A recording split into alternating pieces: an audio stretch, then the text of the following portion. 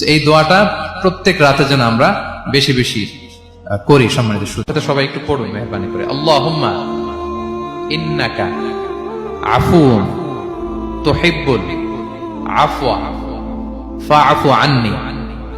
আল্লাহুম্মা ইন্নাকা আফুউন তুহিব্বুল আফওয়া ফাআফু আন্নি।